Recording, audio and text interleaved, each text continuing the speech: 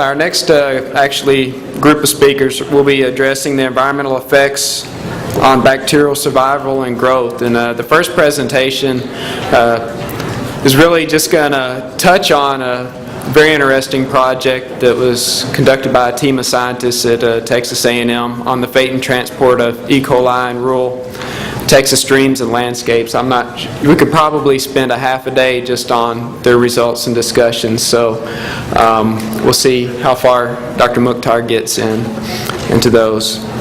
But Dr. Mukhtar is on the faculty of the Department of Biological and Ag Engineering at Texas A&M University. And with that, I'll turn it over to Saqib. Thank you very much, Calvin. Good morning, and you've heard my name once at around 3:30. We'll have a quiz on how to say that properly. Okay?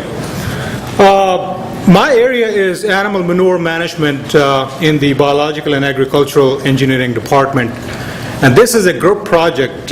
One of the things that I was particularly interested was when you go into these rural watersheds, as opposed to what we heard this morning, there is all kinds of wildlife. What is some of the most predominant wildlife that we have, of course, other than our cow-calf operations and other cattle, that potentially can contribute to E. coli load in our creeks and water bodies? So one of the objectives was to actually go out there and take manure samples from different types of wildlife and then look at some of those loads. And so with that, even though the topic here includes transport, we do not have any information on transport at this time. We're basically looking at the loads and how those loads are impacted under different conditions, environmental conditions, and I'll explain that in just a little bit. So the study area really is in the east central part of Texas. It is the Navasota River watershed, and Cedar Creek, which is one of the parts of that tributaries of that river, has its own watershed. And that watershed is about 131 square miles. And as you can see, it's predominantly a rural type watershed. And most of the sources of bacteria will be non-point type sources from primarily, again, agricultural and wildlife type operations. So with that, keeping that in mind, there were two primary objectives to do this study. As I mentioned earlier, we wanted to characterize the fecal contamination sources in the Cedar Creek watershed, which is a sub-watershed, and then quantify the E. coli concentration from those sources. We also wanted to look at how the survival and growth and possibly regrowth of E. coli under different environmental, especially temperature and moisture conditions, takes place. So with keeping those two in mind, here's a summary of how many samples we actually did collect. And of course, when I talk about trapping animals, we did not trap any cows or calf operations, or even feral hogs. But we had one of our scientists, Dr. Royal Lopez, his graduate student, Israel Parker, had devised a method to actually go there and put these traps at night for most of the critters that will come out at night. And he will then capture feces from those critters, especially raccoons and possums, and then tag them and do all the labeling that is necessary so we can identify each and every fecal sample. So apparently he found a lot of raccoons in that area. So he was able to collect about 221 samples there, very few white-tailed deer during the times when he monitored the movement of these wildlife. And there were some cameras at night too where they were able to monitor and sort of estimate total populations. I don't have the total population numbers for that sub-watershed. 140 for possums, and about 41 feral hogs. One would think with all the feral hogs everywhere, you'll have a whole lot more samples. And while he says cows here, they really mean, mama cows and calves. So that's what it is really. Right off the bat, here's the E. coli concentration or loads, and they are on the log scale on the y-axis, and then on the x-axis you can see the types of wildlife that we had, and the bars there are actually the averages, and then we have the range and the median. And as you can see, these concentrations are the highest for the raccoon and possum. And then as you go down all the way to the cattle, you have the lowest concentration of the E. coli load for cattle. And then one of the reasons perhaps is that you're looking at, when it comes to raccoons and possums and hogs, you're looking at omnivores.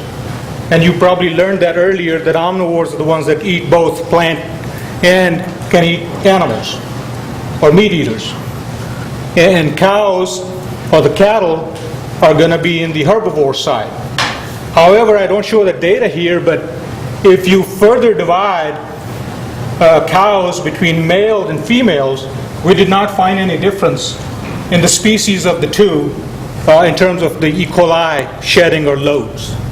But when it comes to calves versus mama cows, calves had much higher E. coli loads than the mama cows. This is the data. We also did this sampling in the summer and also in the winter. So this is your summer data right here. Similarly, following a very similar trend again for your omnivores, much higher E. coli shedding versus your cattle there. And again, we found similar trends.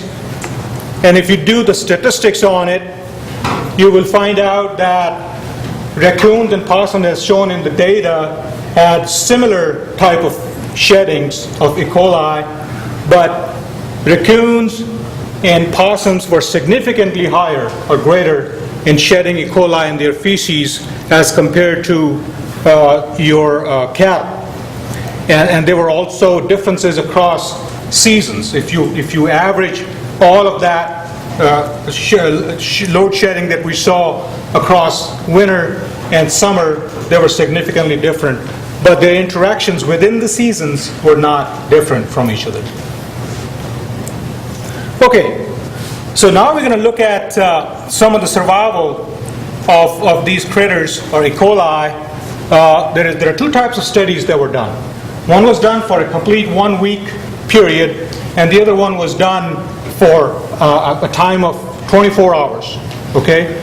So what we did was we brought the creek water, we autoclaved it for about 15 minutes at 121 degrees, 3 times to sterilize it. So in this case, this was not just the creek water, the raw water. It was free of hopefully all the E. coli in it. We took 3 random fecal samples from each species, and then we had 10 grams of fecal material added to 100 ml or 1 liter of the creek water. You see the pH. All of that was divided into 4 equal parts, and then we were subjecting those to these temperatures, 0, 10, 20, and 50 for the long term.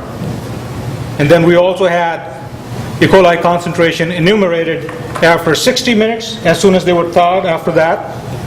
That's day 0, and then of course day 1, 3, 5, and 7. Here's the cartoon that looks like how we actually divided everything into. We had 3 samples per species to begin with, divided into 4, and then replicated 3 times. So this is your raccoons. And as we can see in our studies, we saw that when you reach temperatures of about 20 degrees Celsius, you had the highest count of E. coli in the raccoon in the cattle sample.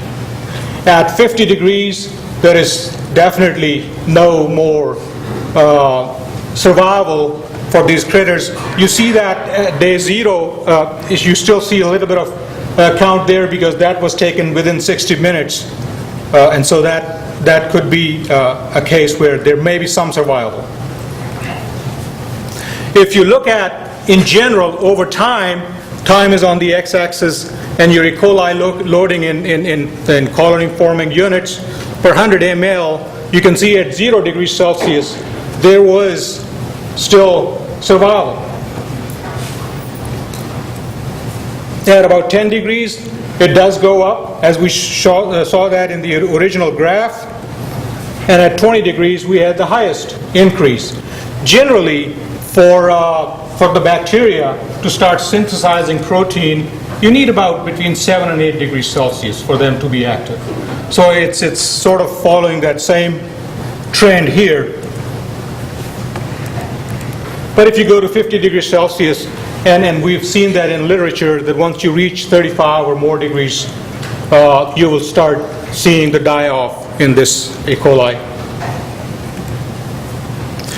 That was done at, days intervals. So now let's look at what happens at a short time sampling. Same thing, same temperatures, but not 50. This time we kept it down to 35 degrees Celsius. And of course, those E. coli concentrations were enumerated after several hours and not days, all the way to 24 hours. Similar cartoon presentation here again. This is done for the raccoon. There we go. With over time, if you look at in 25 degrees Celsius, you see some of the reduction over time, but it's not something to write home about. But at 35 degrees Celsius, you do see significant reductions in those counts within actually 3 hours. And same thing happened with the cattle. If you look at the decay in water, so if you look at the graphical presentation here, you will see that, what do these results really mean? In about 4 hours, the raccoon count went about half of what it was to begin with. And it took 2.6 hours for the cattle to go down to about half a count as compared to its original count. At 10 degrees Celsius, you see that it took 2.4 to about 4 hours for the two species. At 25 degrees, 2 hours, and roughly about 2 hours again for the cattle. And of course, at 35, within an hour or so, you had massive die-offs in terms of bacteria, E. coli. Okay, well, that was done on water. Well, let's talk about what happens in the soil from that watershed. So this was, again, a long-term study. Again, it means just 1 week. So we did isolate the E. coli strains, and they were grown on the LB broth. We used the EPA 1603 method, sterilized the soil, and added deionized water to 30 grams of soil. We wanted to maintain a nominal moisture content of our soil after we added the species to it at about 4%, 0% totally dry, desiccated soil, at 20%, 50%, and 75%. So basically going from completely aerobic to hopefully saturated or anaerobic conditions in that soil. However, that was the nominal percentages, and you will see that on the graphs. But what we actually measured was 4%, 25%, 57%, and about 83%. So those are the real moisture contents for the soil that was spiked with the bacteria. Same procedures used again. We had 3 replicates and 2 species in this case. What we found was that we saw maximum growth under facultative conditions, and especially when the soil moisture was at about 25%. And it did still grow, but it was lower for the under when it, as you move towards anaerobic conditions in that sandy clay loam from the creek. Similar trends, 25% being the highest in this case. So what does that really mean? In about a day or so, at 4%, under desiccated conditions, you had quite a bit of reduction in the E. coli load for both raccoon and cattle. At 25% moisture that we actually measured, we had actually doubled the load in the soil for E. coli. Same thing in about 2 days for raccoons, or about a day for cattle. It was going up, going higher than the original count. And we still continue to see the increase, but not at the same level as we did see at the 25% moisture content under facultative conditions. So basically, the conclusion here is that on our limited sampling that we did for this sub-watershed in the East Central Texas, which is predominantly a rural watershed, cattle feces generally had lesser or lower concentrations of E. coli loads as compared to the wildlife. Apparently, the omnivores generally had higher counts of E. coli as compared to the herbivores. We also see that temperatures up to about 35 degrees is where, and it is verified, where you will start to see a massive die-off, especially in the case of that creek water. We also see that the type of bacteria that at least we saw in our studies is more towards a facultative kind of E. coli, which prefers the conditions that are not extremely anaerobic in that sense. So these are some of the trends that we are seeing from a sub-watershed that is predominantly a rural watershed. We are continuing to do this work where we will be looking at the transport part of this study. Of course, we'll be using some of the models to look at that. This segment, by the way, was on the 303D list, and so it was impaired for bacteria. There were many people who helped with this study. First of all, I'd like to acknowledge the Texas State Saltwater Conservation Board. EPA 319 funded this project, but then many students actually did all the work, as that's true in all situations. Ms. Rima Padia, she finished her master's degree on this project. Dr. Israel Parker, you noticed I said doctor, he is a postdoc now. He did all the trapping. They call me the manure doc, but in this case, he did all the work. Megan Gallagher is sitting right here, and Megan is the one who's moving forward with that work. Megan, raise your hand. Megan is the one who has helped us tremendously in this project, continues to do that. And then Bailey Sullivan is another student of Dr. Carthy's, my colleague. And then we've had undergraduate students and colleagues here. Dr. Gentry is among the audience here, and he will be presenting today. And Dr. Harmel is with the USDA ARS, and his technician, Trixie, tremendously helped with all of this work. So with this, I'm going to conclude. Hopefully we are caught up with time. Any questions? Yes, ma'am. Not so much a question, but just, I believe you were stating all the results in terms of concentration, so we don't really know load contributions from those different species. That is correct. We did not do any sampling like our colleagues did earlier in the urban setting, in the water, yes. Those are load concentrations determined in the lab from the species. In your soil experiments, what temperature were those kept at? Room temperature, which will be 68 to 70 degrees. Are there any plans for future research looking at the types and quantities of pathogens associated with different types of species of mammals? I will leave that up to, I think that is the plan, up to Dr. Carthy and Dr. Gentry. That is not my specialty area. Yes, Richard. Yes, seeing as how what we learned this morning about bacteria and sediment and in soils, do you see any practical way to meet standards, bacteria standards during runoff events, say high-flow events? I think it's going to be a great challenge.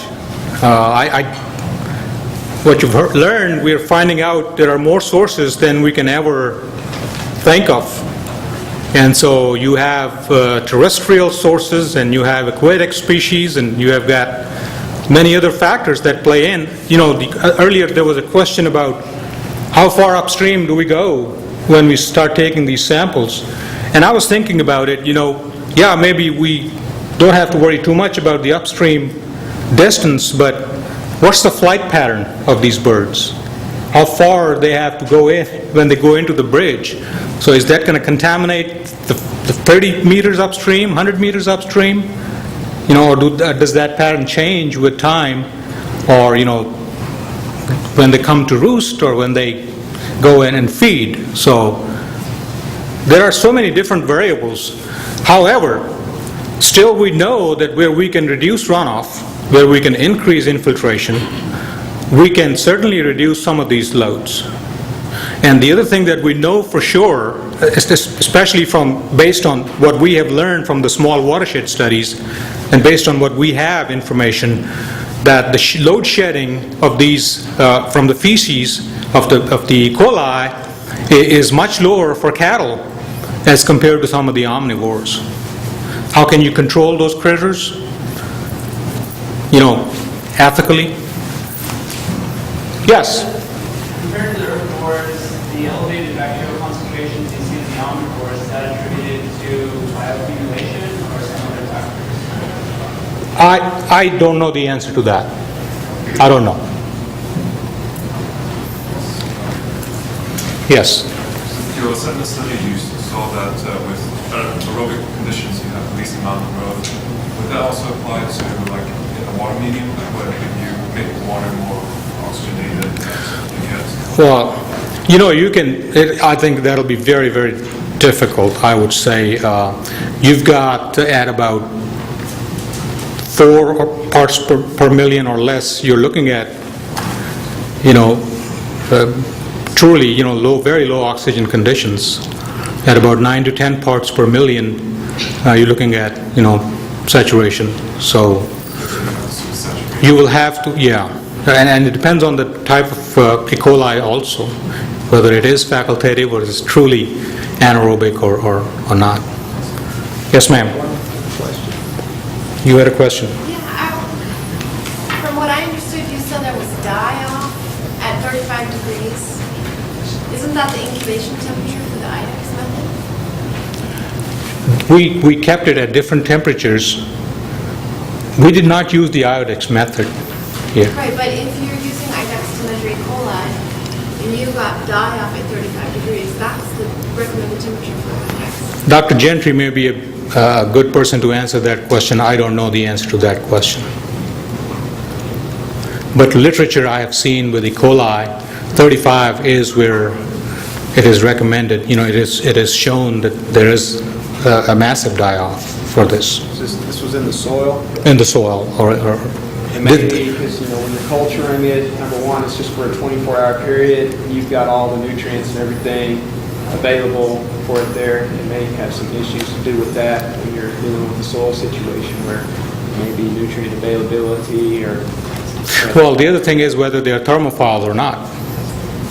if they are thermophiles, they may still survive. We didn't see any survival. Okay, thank you. Thank you.